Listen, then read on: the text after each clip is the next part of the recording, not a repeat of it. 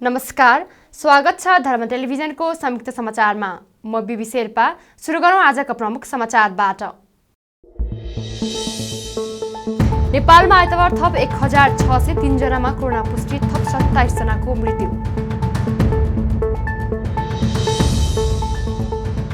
काठमाडौँ उपत्यकाभित्र चल्ने सार्वजनिक तथा निजी सवारी साधनमा जोड बिजोड प्रणाली हटाउँदै निषेधाज्ञा थप। मेडिकल शिक्षालाई राजनीतिक मुक्त बनाउनु पर्ने भन्दै विद्यार्थीहरूद्वारा काठमाडौँमा प्रदर्शन। नेपाल विद्यार्थी संघले सरकार विरुद्ध मशाल जुलुस सहित प्रदर्शन गरे। यस वर्ष मनसुन सुरु हुँदा प्राकृतिक विपदबाट 39 जनाको मृत्यु। अब समाचार विस्तारमा। नेपालमा आइतबार थप 1603 जनामा कोरोना पुष्टि भएको छ। देशभर गरिएको 4878 पीसीआर परीक्षणका क्रममा 1042 र 3256 एन्टिजेन परीक्षणका क्रममा थप 561 जनामा कोरोना पुष्टि भएको स्वास्थ्य मन्त्रालयले जनाएको छ। यो सँगै नेपालमा कोरोना संक्रमितको संख्या 6,82,739 पुगेको छ। त्यस्तै कोरोनाका कारण थप 27 जनाको मृत्यु भएको छ। हालसम्म नेपालमा 9225 जनाले कोरोनाका कारण ज्यान गुमाएका छन्। मन्त्रालयका अनुसार थप 2552 संक्रमित निको हुँदा हालसम्म नेपालमा 6,09,218 जना कोरोना मुक्त भएका छन्। हालसम्म नेपालमा 33,68,542 वटा पीसीआर र 2,04,248 वटा एन्टिजेन परीक्षण गरेको मन्त्रालयले जनाएको छ। काठमाडौँ उपत्यकाभित्र चल्ने सार्वजनिक तथा निजी सवारी साधनमा जोड बिजोड प्रणाली हटाउँदै निषेधाज्ञा थप गरिएको छ। आइतबार बसेको काठमाडौँ, ललितपुर र भक्तपुर जिल्लामा प्रमुख जिल्ला अधिकारीको बैठकले निषेधाज्ञालाई खुकुलो बनाउँदै असार 31 गतेसम्मका लागि निषेधाज्ञा थप गर्ने निर्णय गरेका हुन्। सार्वजनिक यातायातमा सिट क्षमता भन्दा बढी यात्रु राख्न नपाइने गरी स्वास्थ्यका मापदण्ड अनिवार्य पालना गर्न भनिएको छ। त्यस्तै सफा टेम्पू र निलो माइक्रोलाई स्वास्थ्य मापदण्डको पालनासहित सञ्चालन गर्न अनुमति दिएको छ। प्रशासनको अनुमतिमा लामो तथा छोटो दूरीका सार्वजनिक तथा निजी सवारी साधनहरू उपत्यकामा प्रवेश गर्न पाउनेछन्। प्रमुख जिल्ला अधिकारी कालीप्रसाद पराजुलीद्वारा जारी आदेशमा एउटा हलमा 25 जनाभन्दा बढी बस्न नपाउने गरी परीक्षा स्थान सञ्चालन गर्न दिइने उल्लेख रहेको छ। अन्य व्यवस्था भने यसअघिकै निरन्तरता भएको प्रशासन कार्यालयले जनाएको छ। देशभर कोरोना भाइरसको संक्रमण बढेपछि काठमाडौँ उपत्यकामा गत वैशाख 16 गतेदेखि निषेधाज्ञा जारी छ। मेडिकल शिक्षालाई राजनीतिक मुक्त बनाउनु पर्ने भन्दै विद्यार्थीहरूले काठमाडौँमा प्रदर्शन गरेका छन्। उनीहरूले मेडिकल शिक्षा क्षेत्रमा राजनीतिक निकटताका आधारमा नियुक्ति दिँदा यस क्षेत्र नै धरायासी हुने भन्दै विद्यार्थीहरूले प्रदर्शन गरेका हुन्। उनीहरूले धरानस्थित बीपी कोइराला स्वास्थ्य विज्ञान प्रतिष्ठानमा जारी आन्दोलनप्रति पनि एकताबद्ध जनाएका छन्। प्रतिष्ठानमा भ्रष्टाचार र अनियमितता भएको भन्दै 20 दिनदेखि चिकित्सक, कर्मचारी र विद्यार्थीले आन्दोलन गरिरहेका छन्। उनीहरूले बीपीका शीर्ष 4 जना पदाधिकारीको राजीनामा मागेका छन्। उनीहरूको मागको समर्थनमा माइतीघर मण्डलामा शान्तिपूर्ण प्रदर्शन गरिरहेको विद्यार्थीहरूले जनाएका छन्। यो सबै दलीयकरण, यो राजनीतिकरणहरू शिक्षा क्षेत्रबाट र स्वास्थ्य क्षेत्रबाट एकदम टाढा राख्नु पर्यो। यो नजिक पनि कतै पर्नु भएन। जो मान्छे डिजर्भिङ छ उहाँले मात्रै त्यो पोस्ट पाउनुपर्ने भयो र त्यो मान्छेले चाहिँ माथिदेखि नै तलसम्म शिक्षा र स्वास्थ्यको लागि एकदम सुधारको लागि काम गर्नुपर्ने हुन्छ। त्यही हो हाम्रो अहिलेको माग चाहिँ। अनि अहिले चाहिँ उहाँ चाहिँ अब केही थुप्रै इभेन्टहरू पनि आइरहेका छन् जुन चाहिँ अब खुलासा राम्ररी भइसकेको छैन। त्यो कारण म अहिले बोल्न चाहिनँ त्यस विषयमा चाहिँ। तर मेन कुरा भनेको चाहिँ अहिले हाम्रो भनेको चाहिँ डिजर्भिङ मान्छेले पोस्टमा पाउनु पर्यो र आफ्नो पार्टीको भएर आफूले केही फाइदा पुराको कारणले गर्दाखेरि चाहिँ त्यो मान्छेले पद पाउनु भएन। प्रदर्शनमा सहभागीहरूले बीपी कोइराला स्वास्थ्य विज्ञान प्रतिष्ठानलाई जोगाउँ, फुटबलमा झेली गरे रेड कार्ड, राजनीतिमा नियुक्ति लगायत लेखिएको प्लेकार्ड बोकेका थिए। नेपाल विद्यार्थी संघले सरकार विरुद्ध मशाल जुलुस सहित प्रदर्शन गरेका छन्। आइतबार काठमाडौँको त्रिचन्द्र क्याम्पस अगाडि विद्यार्थीहरूले सरकार विरुद्ध विरोध प्रदर्शन गरेका हुन्। सो क्रममा विद्यार्थीहरूले प्रधानमन्त्रीको पुतला दहन गरेको थियो। पुतला दहन गर्ने क्रममा प्रहरीले हस्तक्षेप गर्दा केही बेर प्रहरी र विद्यार्थीहरूबीच घम्साघम्सी भएको थियो भने केही विद्यार्थीलाई प्रहरीले नियन्त्रणमा समेत लिएको छ। प्रदर्शनका क्रममा विद्यार्थीहरूले सरकार विरोधी नारा लगाएका थिए। असंवैधानिक रूपमा सांसद विघटन गरेको भन्दै विपक्षी गठबन्धन आबद्ध विद्यार्थी संगठनहरूले सरकार विरुद्ध प्रदर्शन गर्दै आएका छन्। सरकारले यस वर्ष मनसुन सुरु भए यता प्राकृतिक विपदबाट 39 जनाको मृत्यु भएको जनाएको छ। राष्ट्रिय सभाको आइतबार बसेको बैठकमा प्राकृतिक विपदमा परेकाहरूको उद्धार र राहतबारे जानकारी दिँदै गृहमन्त्री विष्णु पौडेलले देशका विभिन्न जिल्लाहरूमा मनसुनजन्य विपदका 226 घटना भएको र विभिन्न 22 जिल्लामा 39 जनाको मृत्यु भएको जानकारी दिनुभएको हो। त्यस्तै 31 जना बेपत्ता र 46 जना घाइते भएको उहाँले बताउनुभयो। मनसुनजन्य विपदबाट घरबार विहीन भएकाहरूको निजी आवासको पुनर्निर्माणका लागि घर पुनर्निर्माण गर्न अनुदान उपलब्ध गराउने उहाँले बताउनुभयो। मन्त्री पौडेलले मनसुनजन्य विपदबाट विभिन्न जिल्लामा आंशिक तथा पूर्ण क्षति भएमा 572 घर परिवारलाई तत्काल अस्थायी बसोबासको व्यवस्थाका लागि प्रति परिवार रु 50,000 को दरले रु 2,46,00,000 जिल्ला प्रशासन कार्यालयहरूबाट प्रभावित परिवारहरूलाई उपलब्ध गराउने प्रक्रिया अगाडि बढाएको बताउनुभयो। उहाँले राहत र पुनर्स्थापनामा तथा मानवीय प्रश्नमा सरकारले राजनीति नगरेको जिकिर गर्नुभयो। राहत वितरणमा सेलिब्रेटी स्टाइल प्रकट भएको उहाँको भनाइ छ। उहाँले राहत वितरणलाई एकद्वार नीति बनाइने पनि बताउनुभयो। उहाँले सरकार प्रोएक्टिभ भएर परिचालित भएको धारणा राख्नुभयो। हाम्रो सामुन्नेमा अरू धेरै एजेन्डाहरू छन् र एजेन्डाहरू पैदा प्रकट हुँदै जानेछन्। त्यसकारणले मानवीय प्रश्नमा, राहतको प्रश्नमा, उद्धारको प्रश्नमा, पुनर्स्थापनाको प्रश्नमा, विपद जोखिम न्यूनीकरण गर्ने प्रश्नमा सरकार राजनीति गर्दैन।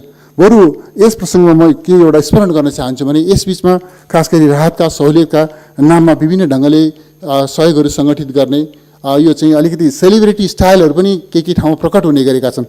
यो अवस्थालाई दृष्टिगत गरिकन सरकारले के प्रबन्ध गरेको छ भने अब हामीले सरकारको तर्फबाट हुने राहतलाई सहयोगलाई हामी एउटा केन्द्रीकृत र एकीकृत योजना अन्तर्गत डिस्ट्रिब्युट गर्छौँ र स्वैच्छिक ढङ्गले राहतमा सहयोगमा चाहिँ सहभागी बन्न चाहने महानुभावहरूको सहयोगलाई पनि एउटा वान डोर सिस्टमबाट खास गरी जिल्लाका प्रशासन प्रमुखबाट सिडिओ कार्यालय मार्फत चाहिँ हामीले राहतका सहुलियतका अरू कसैले त्यस ढङ्गले गर्न चाहनुहुन्छ भने त्यो सिस्टमबाट वितरण गर्ने त्यो प्रणाली पनि हामीले विकसित गरिरहेका छौँ। त्यसकारण सरकार प्यासिभ होइन, एक्टिभ छ र प्रोएक्टिभ छ र यो राजनीति गर्ने होइन, यो मानवीय प्रश्न हो र यो राजनीतिको प्रश्न होइन, सरकारको सर्वोच्च प्राथमिकताको प्रश्न हो र यो यस्तो खालको प्राकृतिक विपदका विरुद्धमा जुझिरहँदाखेरि सरकारले कुनै आस्थाको आधारमा होइन, आफ्नो चाहिँ एउटा कर्तव्यको मानवीय दृष्टिकोणले र एउटा कर्तव्य निर्वाहको दृष्टिकोणले अग्रभागमा रहेर भूमिका निर्वाह गर्छ। त्यसै गरी यो काम गरिरहेको छ भन्ने कुरा म यस अवसरमा राख्न चाहन्छु। बाढीको कारणले, वर्षाको कारणले जुन प्रकारको समस्या सृजना भएको छ त्यसमा राहतको पुनर्स्थापनाको र चाहिँ बाढी नियन्त्रणको जस्ता प्रश्नहरूमा बजेटको स्रोतको अभाव हुन दिइँदैन भन्ने कुरामा म विश्वास दिलाउन चाहन्छु। कसैले त्यस प्रकारको टिप्पणी गरेको छ भनेदेखि त्यस प्रकारको अनधिकृत टिप्पणीप्रति पनि हाम्रो चाहिँ गम्भीर रूपमा ध्यान जानेछ। त्यो सरकारको कर्मचारी भएर अनधिकृत टिप्पणी गर्ने अधिकार कसैलाई हुँदैन।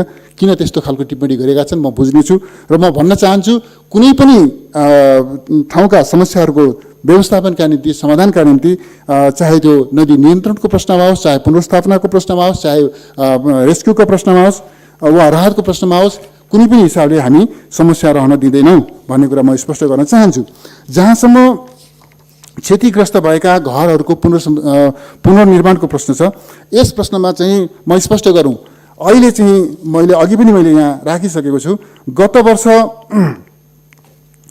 वर्ष क्षति भएका, बाढीबाट पहिरोबाट क्षतिग्रस्त भएका 3,949 लाभग्राही परिवारहरूलाई पहिलो किस्ता बापत। त्यस्तै बैठकमा राष्ट्रिय समावेशी आयोगको दोस्रो वार्षिक प्रतिवेदन र प्रत्यायोजित व्यवस्थापन र सरकारी आश्वासन समितिका तर्फबाट दोस्रो वार्षिक प्रतिवेदन पेश भएको छ। राष्ट्रिय सभाको अर्को बैठक असार 21 गते सोमबार 1 बजे बोलाएको छ। नेत्र विक्रम चन्द नेतृत्वको नेपाल कम्युनिस्ट पार्टीले सरकारले आफूसँग गरेको सहमति गम्भीरतापूर्वक कार्यान्वयन नभएको भन्दै असन्तुष्टि जनाएको छ। शुक्रबार काठमाडौँमा पत्रकार सम्मेलन गर्दै नेपाल कम्युनिस्ट पार्टीका प्रवक्ता खड्गबहादुर विश्वकर्माले सम्झौता कार्यान्वयनमा ढिला भएको र यसबारेमा प्रधानमन्त्रीको ध्यानाकर्षण गराएको जानकारी दिनुभयो। उहाँले आफूले इमान्दारीपूर्वक सरकारसँग भएको सहमति कार्यान्वयन गरेको र सरकारले पनि कार्यान्वयन गर्नुपर्ने धारणा राख्नुभयो। प्रधानमन्त्रीसँगको भेटमा सहमति कार्यान्वयन गर्ने आश्वासन पाएको उहाँको भनाइ छ। उहाँले राष्ट्रिय राजनीतिमा पार्टीको शान्तिपूर्ण ढङ्गले प्रवेश सामान्य घटनाक्रम नभएको बताउनुभयो। 3 बुँदे सहमतिलाई कार्यान्वयन गर्नेसँग सम्बन्धित विषयमा 10 दिनभित्र परिणाम निकाल्ने निष्कर्षमा पुगेको उहाँले बताउनुभयो। विश्वकर्माले आफ्ना नेता कार्यकर्तालाई छिटोभन्दा छिटो रिहाई नगरे त्यसको मूल्य सरकारले चुकाउनु पर्ने चेतावनी पनि दिनुभयो। गठन पुनर्गठन पछि अदालतको आदेश विविध भइसकेपछि सर्वोच्चको आदेश भइसकेपछि वार्ता टोलीको सदस्य र उहाँ प्रधानमन्त्रीको परराष्ट्र सल्लाहकार पनि हुनुहुन्छ, सायद अहिले त विदेश विभाग प्रमुख पनि हो जस्तो लाग्छ। अनि डाक्टर राजन भट्टराई हुनुहुन्थ्यो उहाँहरूको सरकारको तर्फबाट। हामीले झन्डै 1.5 घन्टा हाम्रो छलफल भएको छ, आज वार्ता भएको छ, छलफल भएको छ। र नम्बर 1 हामीले कहाँनिर फोकस गऱ्यौँ भन्नुहुन्छ भने यो सरकारसँग भएको सहमतिलाई कार्यान्वयन गर्ने सन्दर्भमा ढिलो किन भयो एउटा, अर्को कुरा कहाँ पुगेको छ प्रगति, अलिक गम्भीर समीक्षा हामीले गरेका छौँ। त्यसलाई निर्मम समीक्षा पनि भन्नु सक्नुहुन्छ, गम्भीर समीक्षा हामीले गरेका छौँ। किन भन्दा राजनीतिमा इमान्दारिता सबभन्दा ठुलो कुरा हो। दुईवटा भन्छ, इमान्दारिता र नैतिकता, यो ठुलो कुरा हो। यो गुम्यो भनेपछि नि त्यो के हो भन्नुहुन्छ भने निष्प्राण पोलिटिसियन हुन्छ त्यो, होइन। हामीले जनता सोझो छ, जे पनि गरे भइहाल्छ, यो मूर्खता मात्रै हो। त्यो भन्नेहरूको सोच्नेहरूको मूर्खता हो, त्यस्तो चिज हुँदैन त्यो। त्यसो भएको हुनाले हामीले यो कुरालाई पनि हामीले सिरियसली लियौँ र हामीले भन्यौँ कि निर्ममी समीक्षा हामीले गऱ्यौँ। गर्दाखेरि हामीले त हाम्रो साइडबाट भन्यौँ, गभर्मेन्टले के हामीलाई भन्नु छ भने भने हुन्छ। 3 मुद्दे सहमति, हामी पिसफुल्ली नेपालको पोलिटिक्सलाई नयाँ ढङ्गले अगाडि बढाउनेतिर छौँ भने यो बिचमा त्यसमा केही डिस्टर्ब हाम्रो भएको छ भनेपछि ठिक छ, हामी करेक्सन गर्छौँ, यहीँ आत्मआलोचना गरौँला। त्यसले चाहिँ तपाईँ सरकारको कामलाई प्रभाव पारेको छ भने हामीलाई लाग्दछ कि हामी धेरै कन्सर्ट छौँ। हामी चाहिँ के ब्लाइन्डली आएको छैनौँ यहाँमा भन्ने गरिन्छ नि विविध, त्यो आएको छैनौँ हामी कन्ससली आएका छौँ। त्यसो भएको हुनाले जे भनेका छौँ त्यसमा त हामी प्रतिबद्ध छौँ, होइन। सरकारले आफ्नो जिम्मेवारी र प्रतिबद्धता पुरा गर्ने सन्दर्भमा त कहाँ पुर्यायो भन्ने हाम्रो थियो। हुँदा केही वस्तुगत कारणहरू पनि राख्नुभयो प्रधानमन्त्रीले, केही चाहिँ आत्मगत कारणहरू पनि राख्नुभयो, जो यो ठुलै चाहिँ तपाईँको यो बिचमा जटिलतामा सरकार पनि पर्यो नि, ती कारणहरू पनि राख्नुभयो। र हाम्रो कोही त्यहाँ चाहिँ गलत मनसाय छैन। र कोही हाम्रो मान्छेले भन्छन् षड्यन्त्र फसाउने यताउता कुरा जो छ त्यो हामीले सोच्न सकिने कुरा पनि होइन। किन भन्दा एउटा सोचाइ बनाएर बुझाइ बनाएर नै यो पार्टीसँग वार्ता गरेर हामीले चाहिँ सम्झौता गरेको। त्यस कारणले म त्यसमा चाहिँ तपाईँको सरकार पनि म धेरै सिरियस पनि छु, म एकदम प्रतिबद्ध पनि छु भन्ने प्रधानमन्त्रीको छ। तर ढिलो त भएपछि यसलाई चाहिँ तपाईँको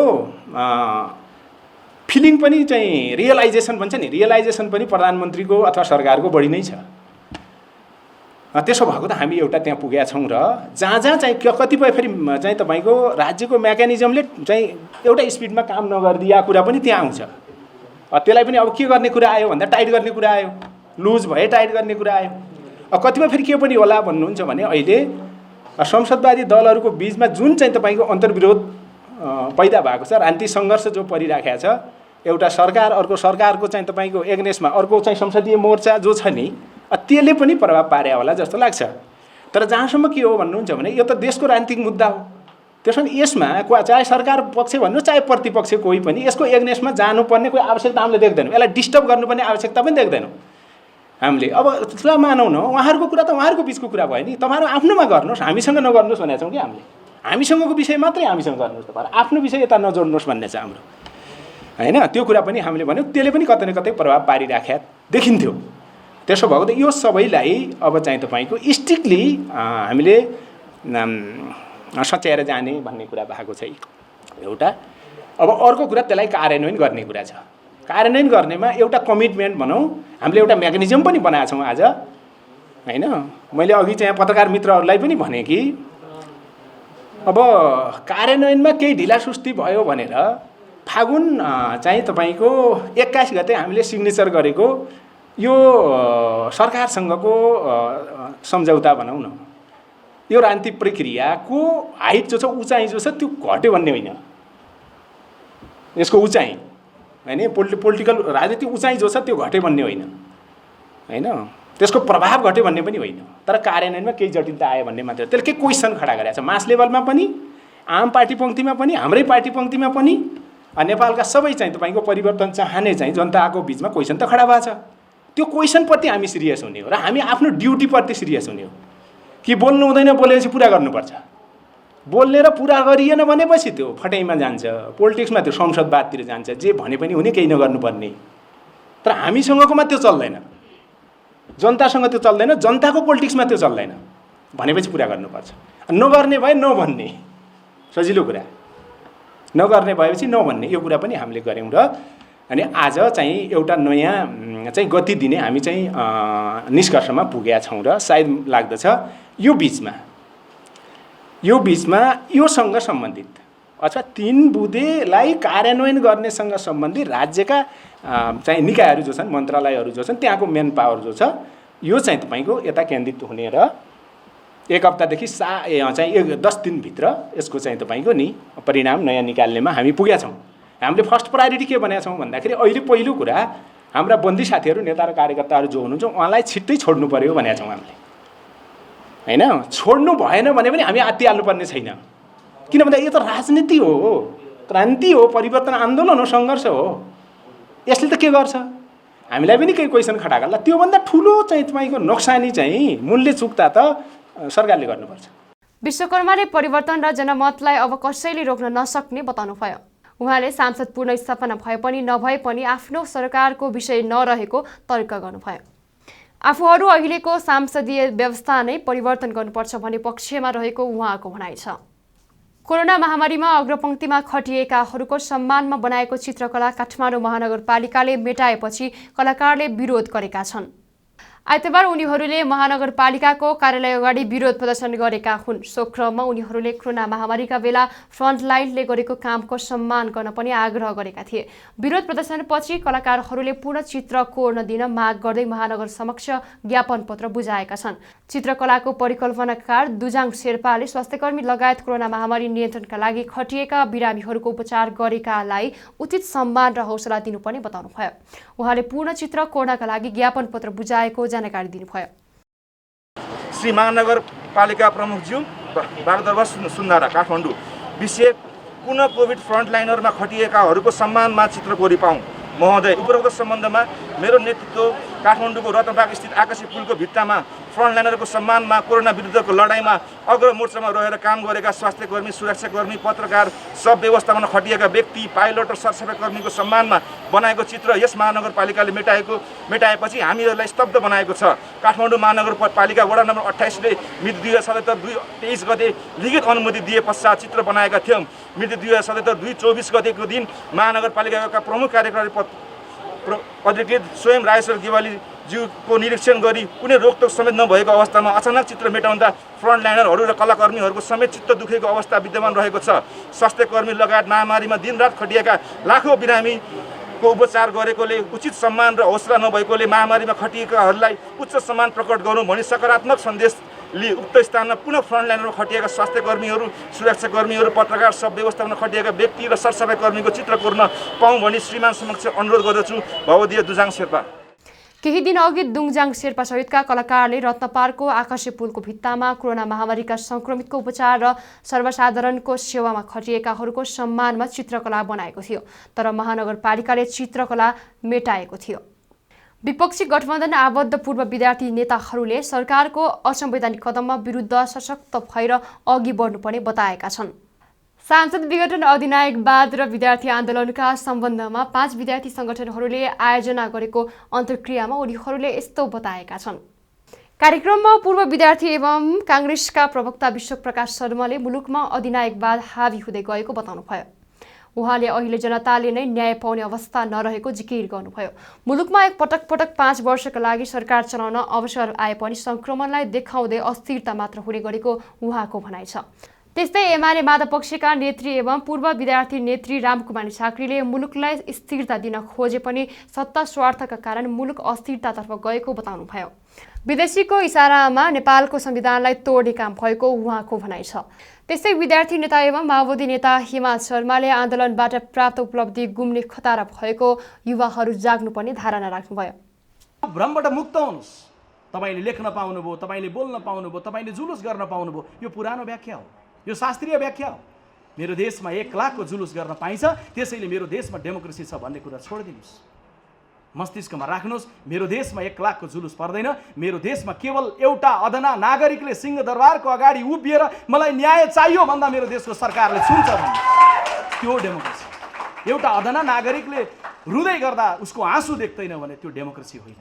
नयाँ प्रधानमन्त्री आउनु होला, फेरि निर्वाचन होला, अर्को सरकार आउला, तर एउटा प्रश्न त जीवित रहने हो नि त। किन कोही प्रधानमन्त्रीले बितेको 70 वर्षमा 5 वर्ष लगातार प्रधानमन्त्री बन्नु भएन? बिपी कोइराला 1.5 वर्षमा हटाइने अर्कै कथा भयो। पञ्चायतको सूर्यबहादुर 5 वर्ष प्रधानमन्त्री रहनु भएन। गणतन्त्र स्थापना 46 को परिवर्तनपछि गिरिजाप्रसाद कोइराला 5 वर्ष प्रधानमन्त्री रहनु भएन। गणतन्त्र आइसके पछाडि कमरेड प्रचण्ड करिब झन्डै बहुमतमा हुनुहुन्थ्यो, 5 वर्ष प्रधानमन्त्री निरन्तर रहनु भएन।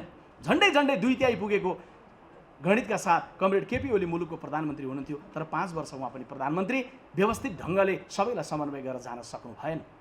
तिमीहरूलाई 2/3 नजिक सरकार दिउँ, भोट दिउँ, सारा थोक दिउँ। हिमाल शर्मा कमरेडहरूले हामीले दिनुपर्छ। हामी सारा कुरा सम्झौता गरेर एउटा पार्टी एकता गऱ्यौँ। कोही व्यक्तिको सत्तामा जाने तुष्टि पुरा गर्न, पार्टी एकतालाई भङ्ग गऱ्यौँ। कोही व्यक्तिको सत्तारोहणलाई निरन्तरता दिन फेरि पार्टी विघटन गऱ्यौँ। कोही व्यक्तिले कसैको प्रभुको इसारामा दुनियाँका यी सारा उपलब्धिहरूलाई भाँज मौज च्यातचुत पार्नको लागि। त्यसकारण राजनीतिको माथिल्लो तहमा तर जस्तै बसेको क्रिम अफ क्रिम नेतृत्व जब गलत बाटोतर्फ लाग्छ, मुलुकले यस्तै दुर्गति बेहोर्नुपर्छ। आज कोरोनाले, महामारीले मान्छेहरू अक्सिजन, हस्पिटल बेड नपाएर छटपटिँदै मृत्युवरण गरिरहेको बेला आज नेपाली राजनीतिका प्राथमिकता अरू हुने, मिडियादेखि सबैको ध्यान राजनीतिक बाहेक अर्कोतर्फ नहुने जुन खालको अवस्था सिर्जना भएको छ, यो नेपाली जनताको लागि, हाम्रो जिन्दगीको लागि र सबैको लागि यो सारा दुर्भाग्य हो। यो के कारणले गर्दाखेरि भन्दाखेरि यो प्रवृत्ति र चिन्तनका कारणले पनि हो। त्यो भएको कारणले गर्दा मैले भन्न चाहन्छु, तपाईँहरू युवाहरू यो बेलामा तपाईँहरूले चाहिँ अहिलेका विज्ञान र टेक्नोलोजी जुन छ यसलाई चाहिँ आत्मसात गरेर अहिले व्यवस्था नै खराब छ भनेर मान्छेहरूले भन्न लागेका छन्। केपी ओलीको कारणले गर्दाखेरि त गणतन्त्रै ठिक छैन भन्न लागेका छन्, संहिता नै ठिक छैन भन्न लागेका छन्। तर त्यो होइन, व्यक्ति ठिक छैन। यो गणतन्त्रलाई चाहिँ बलात्कार गरेको छ केपी ओलीले, यो संविधानलाई चाहिँ च्यातेको छ केपी ओलीले। व्यक्ति खराब हो, यो व्यवस्था खराब होइन। यहाँ चाहिँ व्यक्तिको कारण देखाएर व्यवस्था खराब भयो भन्ने युवाहरू पनि छन्। त्यहाँ तपाईँहरूले चाहिँ एउटा अन्वेषण गर्नुहोस्, एउटा सत्यको अन्वेषण गर्नुहोस् र तपाईँहरू यो अभियानमा यो सम्प्रेषण गर्ने हिसाबले पनि तपाईँहरू जुट्नु होला। सरकार विरुद्ध 5 विद्यार्थी संगठनले अहिले सांसद विघटनका विरुद्ध देशव्यापी प्रदर्शन गरिरहेका छन्। अहिलेलाई संयुक्त समाचार यति नै। कोरोनाको दोस्रो र तेस्रो लहर भयावह हुँदै गएको छ। यस घडीमा सरकारले तोकिएको स्वास्थ्य मापदण्ड पालना गरी आफू पनि बचाऊ र अरूलाई पनि बचाऊ। साथै धर्म टेलिभिजन हेर्दै गर्नुहोला। नमस्कार।